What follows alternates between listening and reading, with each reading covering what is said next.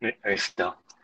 네, 안녕하세요. 펀더멘탈 팀의 송헌이라고 합니다. 오늘 제가 소개시켜드릴 논문은 Self-Similarity Student for Partial Label Histopathology Image Segmentation이라고 하는 논문이고요.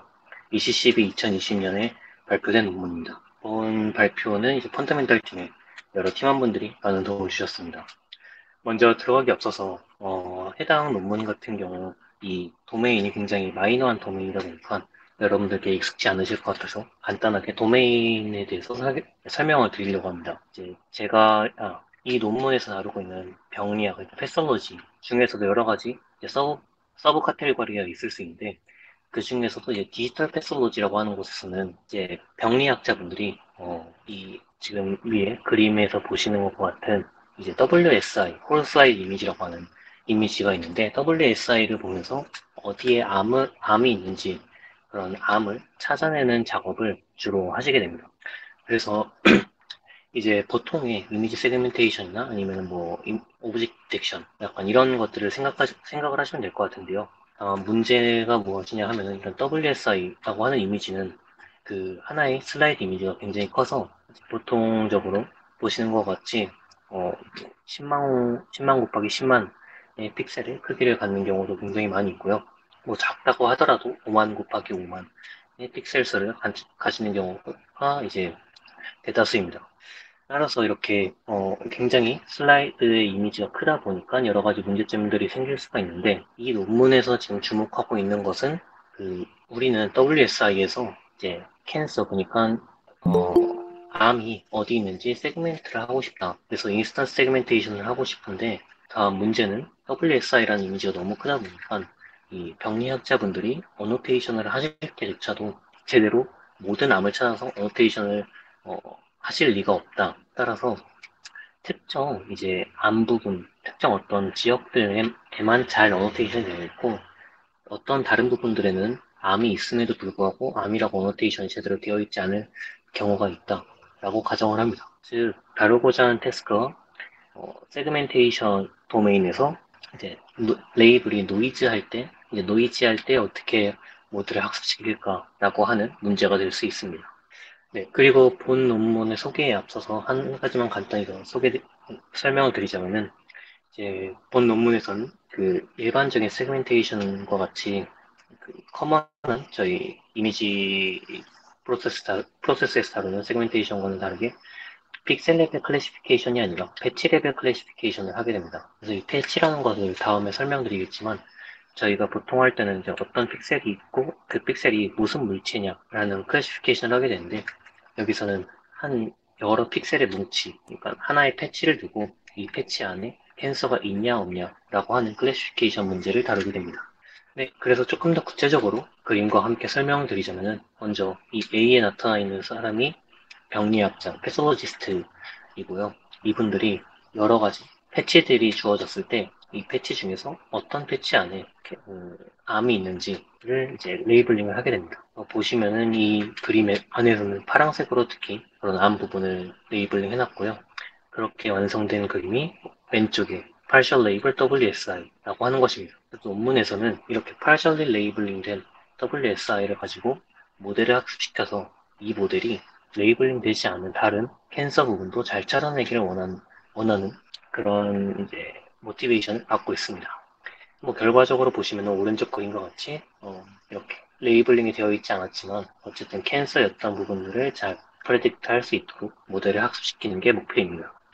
네, 그래서 이 논문에서는 이렇게 노이지한 레이블을 해결하기 위해서 다음과 같은 세 가지 방법을 주로 사용하는데요. 먼저 첫 번째로는 이제 티처 스튜던트 러닝, 흔히 저희가 노이즈 레이블이나 아니면 세미 스쿼이드 러닝에서 자주 사용되는 방법인데 이런 티처 스튜던트 러닝을 사용하고 두 번째로는 이제 셀프 항상도 레이블 필터링, 주로 셀프라고 부르는 이러한 방법도 이제 응용을 하고 있습니다.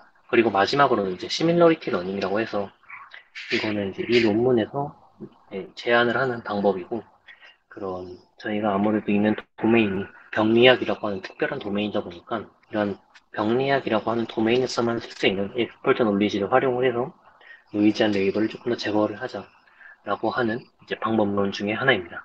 그래서 이제 먼저 앞에 두 가지를 먼저 제가 소개시켜 드릴 텐데 티처 스튜던트 러닝과 이제 셀프라고 하는 방법론을 설명드릴 텐데 그 중에서 티처 스튜던트 러닝을 먼저 소개시켜드리겠습니다. 이 논문에서는 티처 스튜던트 러닝 메소드 중에서도 민티처라고 하는 구글에서 발표된 논문을 활용을 했는데요. 이 민티처라고 하는 논문에서는 저자들이 티처 스튜던트 러닝 방법을 제안을 하면서 이 티처 모델의 웨이트를 어떻게 학습을 시킬 거냐에 대해서 스튜던트 모델의 웨이트, 파라미터들의 그 익스포넨셜 무빙 에버리지로 티처 모델의 파라미터를 결정짓자라고 제안을 하고 있습니다. 그렇게 이제 제안을 한 이유는 그들이 주장하기로는 이제 트레이닝을 계속해서 거치면서 이제 모델의 웨이트가 계속해서 이제 업데이트 되면서 바뀔 텐데 그런 바뀌어지는 모델의 웨이트들을 전부 다 에버리징 평균을 내면은 우리는 분명 더 정확한 모델을 얻을 수 있을 것이다 라고 주장을 하고 있습니다. 이것을 조금 더 구체적으로 설명을 드리면은 이제 전체 알고리즘이 이 그림 한 폭에 나타날 수 있고요. 먼저 알아두셔야 될 거는 이 민트치라고 하는 방법론은 노이지한 레이블을 다루는 게 아니라 세미 슈퍼바이즈 러닝을 다루는데 목적이 있기 때문에 그러한 부분에 있어서 조금 네, 기억을 하시고 들으시면 조금 더 이해가 빠르실 것 같습니다. 그래서 먼저는 스튜던트 모델을 그냥 일반적으로 학습을 시키는데 여기서 스튜던트 모델은 슈퍼바이즈 러닝의 방법론으로 학습을 시킵니다. 인풋이 있고 레이블이 있어서 스튜던트 모델은 인풋이 들어갔을 때 레이블을 제대로 프레딕트 할 수 있도록 학습이 됩니다. 그리고 스튜던트 모델을 학습하면서 동시에 티처 모델의 파라미터도 업데이트 시켜 나갈 텐데요. 티처 모델은 직접적으로 학습을 하는 것이 아니라 이 스튜던트 모델의 웨이트들을 계속해서 익스포넨셜 무빙 에버리지를 통해서 에버리징 하는 그 값으로 티처 모델의 파라미터들을 갱신을 시켜주게 됩니다.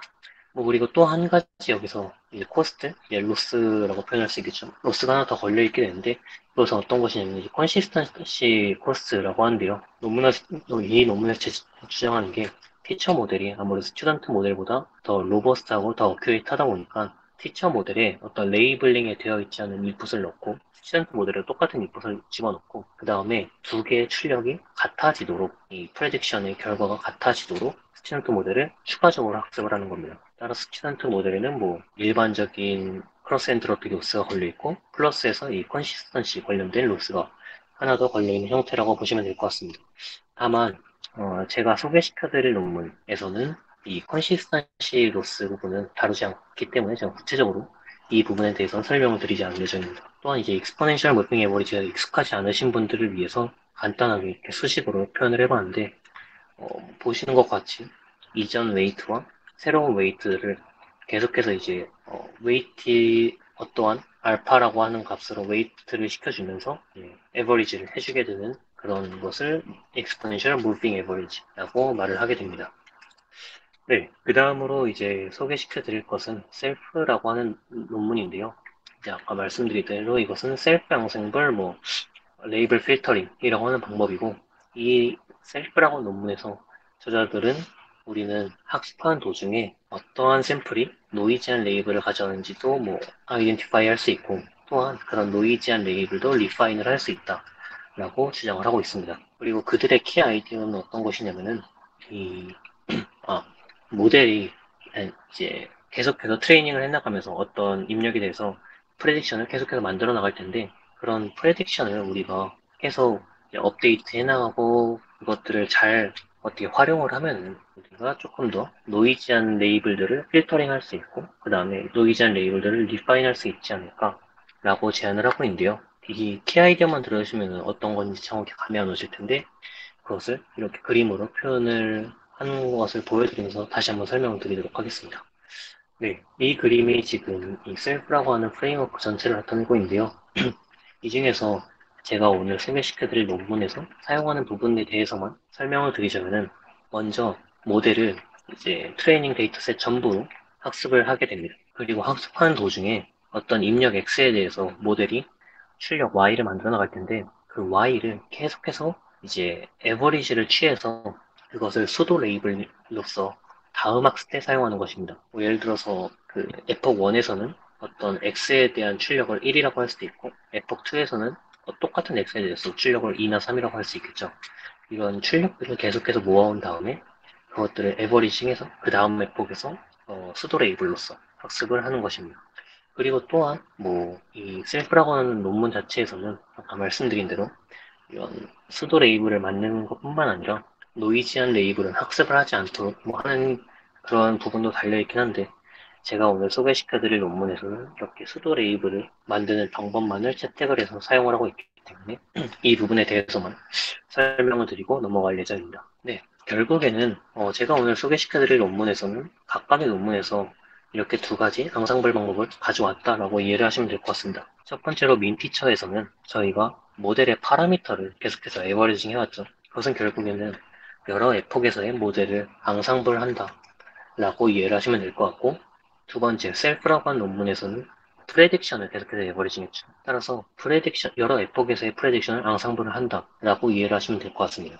주로 앙상블은 이제 모델을 더 로버스트하고 어큐레이트하게 만든다고 알려져 있기 때문에 이 두 가지를 통해서 노이즈한 레이블에 대해서도 로버스트한 모델을 만드는 것을 이제 목표로 잡고 있습니다. 네, 여기까지 먼저 논문의 구체적인 이제 방법론에 들어가기 앞서서 사용한 논문들 그리고 배경 지식에 대해 설명을 드렸는데 혹시 여기까지 질문이 있으신 분 계실까요?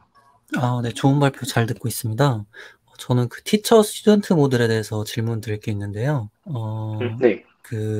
제가 이제 알고 있는 티처 스튜던트 모델은 이제 어떤 모델 압축을 위해서 모델 압축을 위한 날리지 디스틸레이션을 위해서 좀 더 이제 무겁지만 정확도 높은 티처 모델과 빠르지만 좀 정확도 낮은 스튜던트 모델을 이제 같이 조합을 해서 이제 쓰는 걸로 이제 알고 있는데 여기서는 뭐 굳이 속도가 중요한 건 아닌 것 같고 여기서 티처 모델이 더 무거운 건지 그리고 만약에 티처 모델이 이게 지금 여기서 모델에서 달성하고자 하는 목표를 위해서 티처 모델이 반드시 필요한 건지 한번 여쭤보고 싶습니다.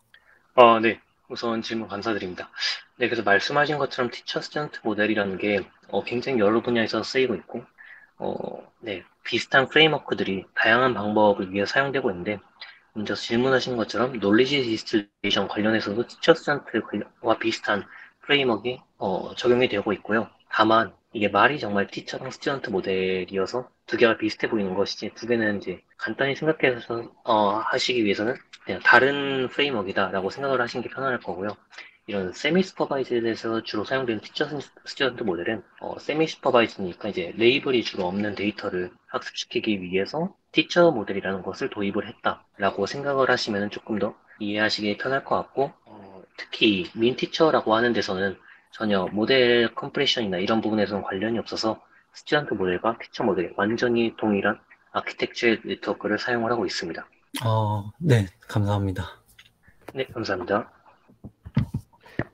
네, 저도 비슷한 부분에서 질문이 있는데요. 저런 민 티처 모델이 세미 슈퍼바이즈드 러닝에서 가지고 왔다고 말씀을 하셨잖아요. 네. 근데, 근데 그게 이제 어떻게 해서 노이즈 레이블 문제에 취한될 수 있는지 그 부분에 대해서 아직 잘 이해가 안 가서요. 네. 결국에는 이 제가 소개시켜드릴 논문에서 주목한 점은 이 익스포넨셜 무빙 에버리지를 하는 곳에서 이제 주목을 했는데요. 티처 모드, 네, 제가 잠깐 앞서서 소개시켜드렸다시피 민티처라고 한 논문 자체에서도 저자들이 제안을 하기에는 티처 모델이라는 것을 우리가 스튜던트 모델의 웨이트를 이제 계속해서 에버리징 해서 티처 모델이라는 것을 만들고 있기 때문에 티처 모델은 스튜던트 모델보다 더 큐레이트 할 것이다, 또 로버스트 할 것이다, 라고 주장을 하고 있거든요.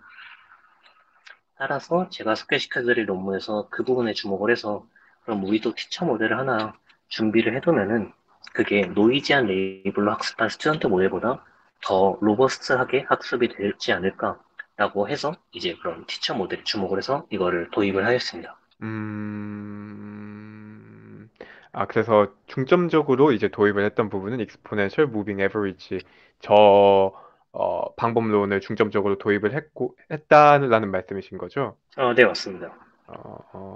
저는 이제 저 익스포넨셜 무빙 에버리지 그리고 뒤에 나오는 셀프라는 방법론을 결국에 이런 패치 단위로 적용을 한 거잖아요. 네. 네, 제가 알기로 노이즈 레이블 태스크에서 완전히 소타 방법론은 저 방법론들이 아닌 걸로 알고 있는데 굳이 저 방법론을 적용한 이유가 있나 싶어서요.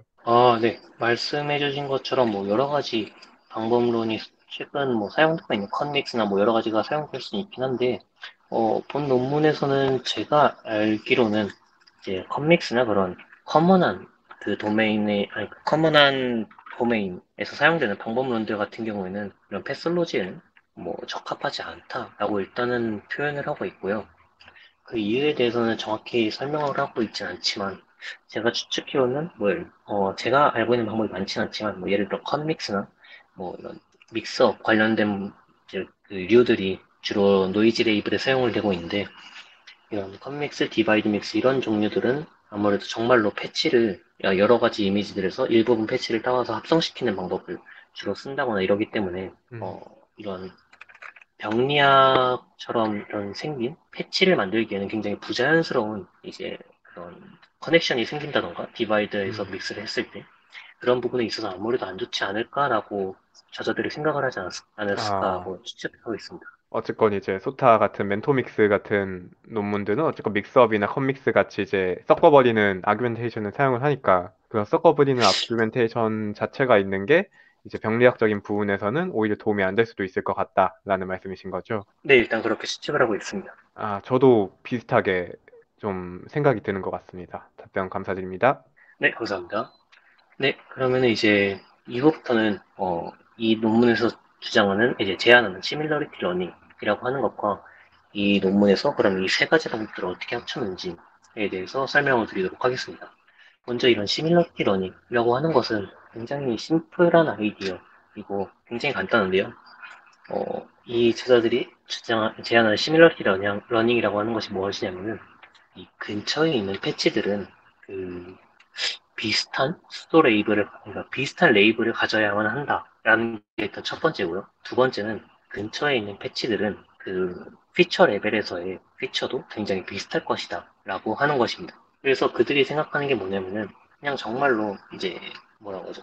몰폴로지컬하게 구조적으로 물리적으로 비슷한 곳에 위치한 패치들은 당연히 비슷한 피처들을 가져야 할 것이고 비슷한 왼쪽 패치에 암이 있다면 오른쪽 패치에도 암이 있을 확률이 높겠죠. 따라서 그들이 비슷한 레이블을 가져야 하지 않을까? 라고 하는 이제 병리학자들의 관점에서 본 어떤 도메인 논리지 아니면 뭐 익스플로이트 논리지라고 할 수 있겠죠. 그런 부분들을 최대한 모델에 도입을 하자라고 해서 세운 방법입니다. 그래서 간단하게 설명을 드리자면 예를 들어서 저희가 왼쪽과 같은 WSI가 있다고 가정을 했을 때 먼저 위쪽 빨간색 부분을 먼저 살펴보도록 하겠습니다. 이때 이 논문에서는 캔서와 캔서 아닌 것을 이제 비나인과 캔서라고 정의를 해서 비나인에 대해서 조금만 자세하게 설명을 드리자면 네, 종양긴 종양인데 그 나쁜 종양은 아닌 착한 종양도 이상한데 그런 나쁜 종양은 아닌 것들을 주로 비나인이라고 표현을 합니다. 그래서 이 부분은 비나인이라고 레이블링 되어 있는 곳인데요. 그러면은 이 빨간색 조그만 패치를 확대하면 이렇게 되는데 이 조그만한 빨간색 패치와 그 주변에 있는 노란색 패치들은 대부분 비슷한 피처를 가질 것이고 비슷한 레이블을 가질 것이다 라고 가정을 합니다. 그래서 이렇게 주변에 있는 패치들을 저는 간단하게 지금 이번 발표에서 뭐 네이버 패치라고 부르도록 하겠습니다. 네, 그래서 이런 네이버들은 어, 이제 주로 기호로는 플러스라고 표현을 하고요. 이런 P1 패치에 대한 P1 플러스들이 그 P1에 대한 네이버 패치가 되게 됩니다. 뭐 캔서인 부분에서는 마찬가지로 캔서 주변에는 주로 캔서들이 있을 테고 따라서 이 P2라고 하는 패치 주변에 있는 네이버 패치들은 다 뭐 캔서로 레이블링이 돼야 할 것이다 라고 하는 그런 이제 그런 부분들을 도입을 하는 것입니다. 조금 더 그럼 네이버라는 것을 어떻게 정의를 하냐라고 들어갔을 때는 굉장히 심플하게 정의이 되는데요. 물리적으로 이 P1 패치와 비슷한 좌표에 있는 그러니까 물리적으로 가까운 패치들은 네이버라고 정의가 되고요. 이런 어떤 일정한 스레시홀드 L을 넘어서는 거리에 있는 패치들은 주로 네이버가 아닌 패치라고 정의가 되게 됩니다. 그래서 이렇게만 들으시면 결국에는 우리가 뭐 이걸 어떻게 활용을 할 것이냐 이러한 논리지를 그런 것에 대해서 궁금증이 생길 수 있을 텐데 그것을 이제부터 설명을 드리도록 하겠습니다. 먼저 학습에 들어가기 앞서서 이 논문에서는 모든 패치에 대해서 모든 패치 그 어떤 P에 대해서 한 개의 네이버 패치 P 플러스와 다른 한 개의 이제 네이버 하지 않은 패치 P 마이너스를 정의를 해서 이 세 개를 하나의 세트로서 활용을 하게 됩니다. 이것들을 학습하기 전에 픽스를 시켜놓고요. 이 세트를. 그리고 이제부터 이제 뭐 여러 에폭들을 돌면서 모델을 학습시키게 됩니다. 그래서 각 이터레이션마다 패치 P와 그다음에 그거의 네이버 패치 P 플러스, 네이버 패치가 아닌 P 마이너스가 이렇게 세 개가 주어졌다고 했을 때 먼저 스튜던트 모델이 이제 클래스 이제 패치 P에 대해서 클래스 YS와 그다음에 그거 이제 패치 P의 피처 ZS를 출력을 하도록 만듭니다. 그리고 뭐 이제 그다음에 티처 모델인데요. 티처 모델도 스튜던트 모델과 비슷하게 네이버 패치 P 플러스와 네이버하지 않은 패치 P 마이너스에 대해서 각각 피처를 이제 추출을 하게 됩니다. 그것들을 각각 뭐 ZT 플러스, ZT 마이너스라고 노테이션을 붙이고 있습니다. 그 다음에는 이제 로스에 대해서 설명을 드릴 텐데, 먼저 아까 그 스튜던트 모델이 어떤 패치에 대해서 프레딕션을 만들고 그거를 YS라고 했다고 말씀을 드렸는데, 이 YS가 그라운드 트루스 레이블인 Y와 비슷해지도록 크로스 엔트로피를 학습을 하고요. 그 다음에 또한 여기서는 수도 레이블이라는 것을 정의를 하게 됩니다. 그래서 이 출력 YS와 수도 레이블 Y도 비슷해지도록 학습을 하게 됩니다.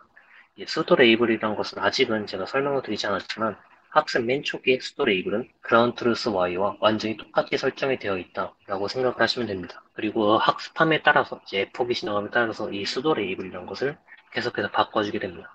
네, 그리고 그 다음에는 이제 피처 임베딩에 대해서 이제 로스를 어떻게 할 것인가에 대해 설명을 드릴 텐데요. 이 부분이 아까 설명드렸던 시밀러리티 러닝을 적용하는 부분입니다. 그래서 스튜던트 모델이 추출해낸 이제 피처 임베딩 ZS와 티처 모델이 추출해낸 피처 ZT 플러스는 반드시 비슷해져야 하고요. 그 다음에 그 네이버하지 않은 패치에 대한 피처 임베딩 ZT 마이너스와 패치의 기본 주어진 패치 P에 대한 피처 임베딩 Z에서는 멀어지게 학습을 하게 됩니다.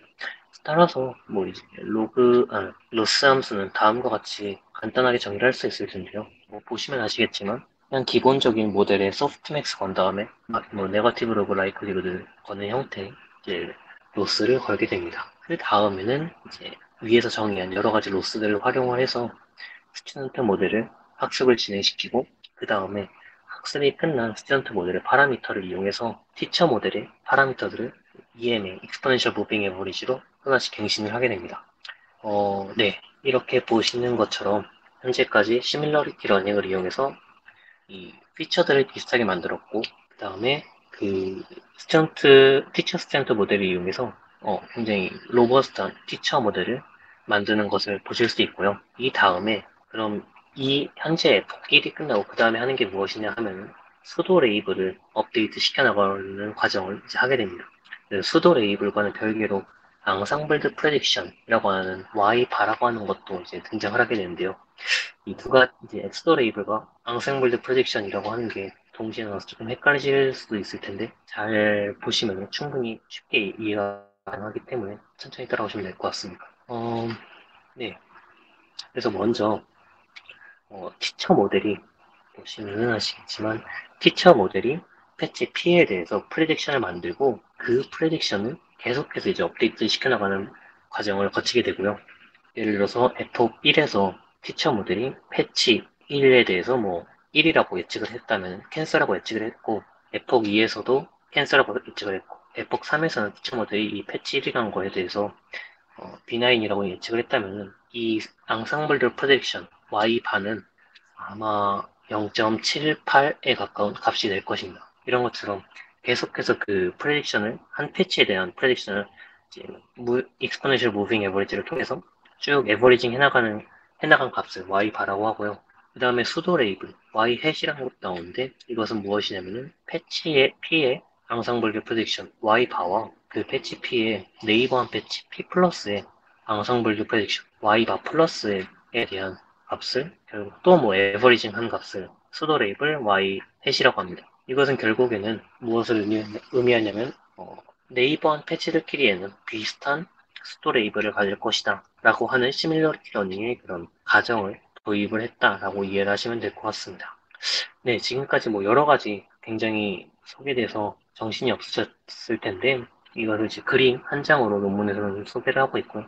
이것을 다시 한 번만 제가 정리를 하고 넘어가도록 하겠습니다. 먼저 패치 P, 그 다음에 네이버한 패치 P 플러스 네이버 하지 않은 패치 P 마이너스가 주어지고 스튜던트 모델은 패치 P에 대해서 그 패치 P에 대한 프레딕션 YS와 피처 ZS를 출력을 합니다. 그리고 티처 모델은 네이버 패치 P 플러스와 네이버는 패치 P 마이너스에 대해서 어, 각각 이제 피처 인베딩 Z 플러스와 Z 마이너스를 출력을 하게 되고요.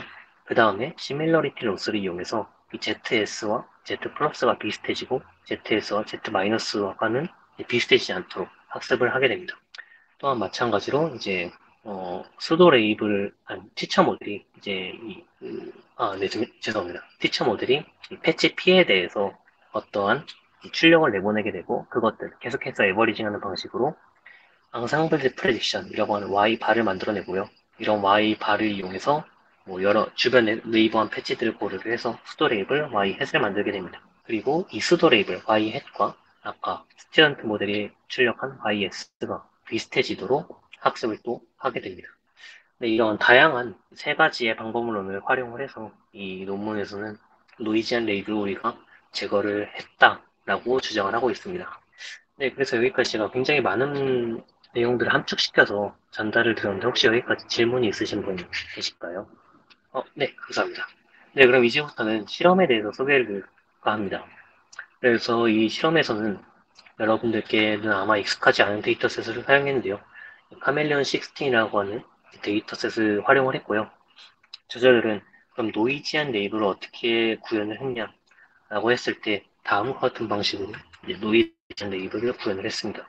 어떤 방식이냐면은 암이 있는 지역, 이제 리전이 될 텐데 왼쪽에 보시는 그림들과 같이 여러 암들이 있는 지역이 있을 수 있는데 이 지역 중에 일부러 몇몇 부분들을 레이블을 캔서에서 비나인으로 플리핑을 해버려서 레이블을 굉장히 노이지하게 만드는 방법을 사용을 했습니다.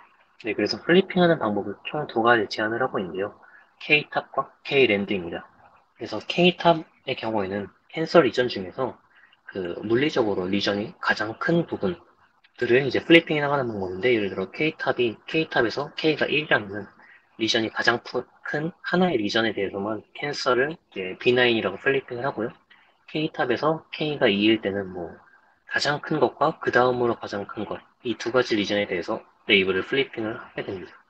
그 다음에 K랜드의 경우에는 그냥 캔서 리전 중에서 랜덤하게 한 개, 두 개 혹은 세 개를 뽑아서 그것들을 이제 레이블을 플리핑 해나가는 과정입니다. 간단하게 제가 예를 들어서 수치를 설명드리자면, 어, 원래 기존에는 이제 B9이라고 하는 패치가 58만 개 있고, 캔서라고 하는 패치가, 네, 2만 1000개 정도 있는데, 이것들을 K탑에서 K가 1일 때는 어떻게 되냐면, B9이라고 하는 패치가 59만 개로 조금 더 늘었죠. 그리고 반대로 캔서라고 하는 패치는 2만 1000개에서 12,000개로 줄었습니다. 이런 것처럼 이제 캔서의 일부분이 B9으로 플리핑 된 것을 확인하실 수 있습니다. 이런 식으로 이 논문에서는 노이지한 데이터셋을 구축을 했고요. 그것에 대해서 이제 여러 가지 방법론들을 학습을 시켰습니다. 먼저 이 논문에 사용한 그냥 모델인 댄스넷을 사용해서 이 데이터셋을 학습시켰을 때는 이러한 수치를 얻을 수 있는데 제가 뭐 DSC나 F록에 대해서 이런 매트릭에 대해서 설명을 드리진 않겠지만 두 개 다 그냥 세그멘테이션에서 사용되는 매트릭이다 그리고 높으면 좋다 정도로 아시면 좋을 것 같습니다. 네, 그래서 베이스라인으로서는 뭐 이런 수치를 얻을 수 있었고요. 그 다음에 이 논문에 사용한 민티처 만을 사용했을 때는 86.83보다는 34.13으로 아주 조금씩 더 오른 것을 확인할 수 있습니다. 그 다음에 이제 노이지 스튜던트라고 하는 다른 티처 스튜던트 모델 중에서 다른 방법론인데요. 이런 노이지 스튜던트를 활용했을 때는 84.90, 34.21로 민 티처보다는 아니지만 그래도 어쨌든 베이스라인보다는 좋은 성능을 얻은 것을 확인할 수 있습니다. 그 다음에는 프레딕션 앙상블. 아까 제가 소개된 셀프라고 하는 논문인데 이 셀프의 방법만을 사용했을 때는 88.60, 33.41로 민 티처보다는 조금 더 그래도 좋은 성능을 얻었지만 그래도 여전히 그렇게 뛰어난 성능 향상을 보이지는 않았다는 것을 보실 수가 있고요. 이제 저자들이 주장을 하는 것은 우리의 방법론을 사용했을 때 베이스라인보다 거의 10% 가까운 성능 향상을 보임으로써 아주 뛰어난 이제 성능 향상 효과를 확인할 수 있었다라고 말을 하고 있습니다.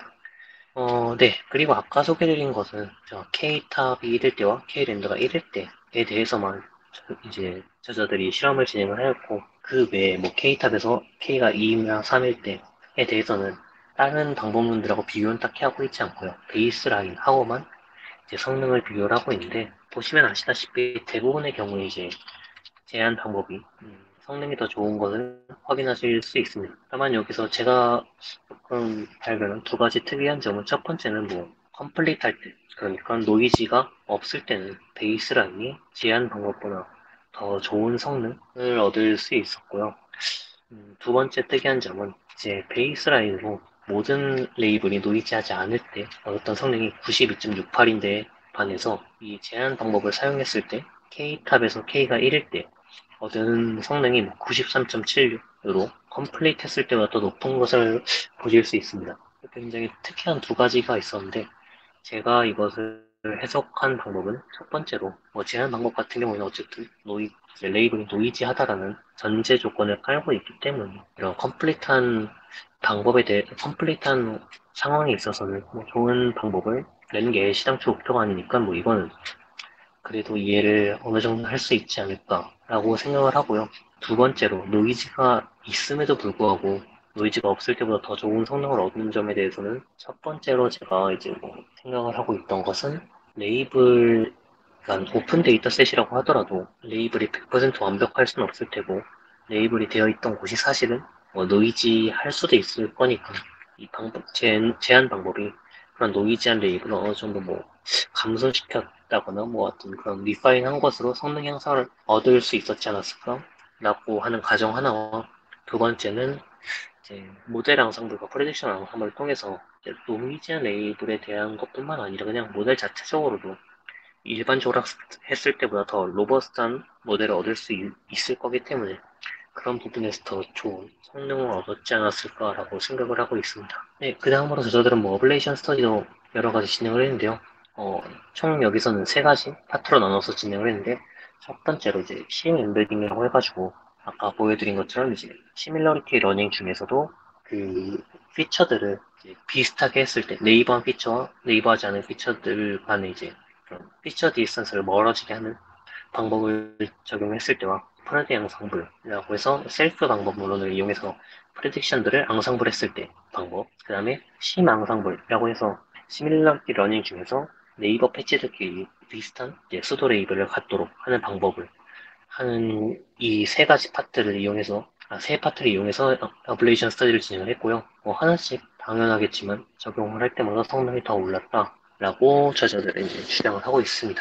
네, 여기까지가 이제 본 논문에 대한 소개였고요. 제가 여기서 발견한 조금 여러 가지 리미테이션들이 있었는데요. 첫 번째로는 네이버 패치를 지정을 할 때 보시면 아시겠지만, 학습이 시작되기 전에 각각의 패치에 대해서 네이버 패치 1개와 네이버 하자는 패치 1개를 픽스를 시켜놓고 그 다음에 학습을 진행하게 되는데, 이것들이 어쩌면은 조금 성능에 악영향을 끼칠 수 있지 않을까? 그러니까 네이버한 패치와 사실은 네이버 하자는 패치가 패치 간의 거리로 한 패치 정도의 거리밖에 차이가 나지 않는 경우도 있을 수 있으니까, 이것들을 차라리 이제 학습을 하는 동안 계속해서 랜덤하게 네이버한 패치와 네이버 하자는 패치를 새로 뽑아주는 게 더 좋지 않았을까라고 생각을 해봤습니다. 그 다음으로는 아까 잠깐 설명드렸었는데, 이제 저자들이 K탑에서 K가 1일 때만 여러 방법론들과 제한 방법을 비교를 했는데, 혹시나 K탑에서 K가 2나 3일 때 다른 방법론들이 더 좋은 성능을 보이는데 이 저자들이 일부러 그것들을 숨긴 게 아닐까라고, 사실은 대부분은 안 그렇겠지만 혹시 그러진 않을까라고 조금 생각을 해봤습니다. 그 다음에 나머지 두 개는 제가 아까 잠깐 시켜드렸던 것으로, 노이지하지 않은 환경에 대해서는 제한 방법이 우선 성능의 감소가 조금 있었고요. 두 번째로는 이제 어블레이션 스터디에서 이 심앙상블이라고 하는 게 심앙상블만 추가적으로 베이스라인에 더 적용이 되거나 이러지 않았기 때문에 심앙상블이 정말 성능에 향상을 끼쳤는지에 대한 분석이 정확히 이루어지진 않아서 그것이 조금 안타깝다라는 정도의 생각을 하게 되었습니다.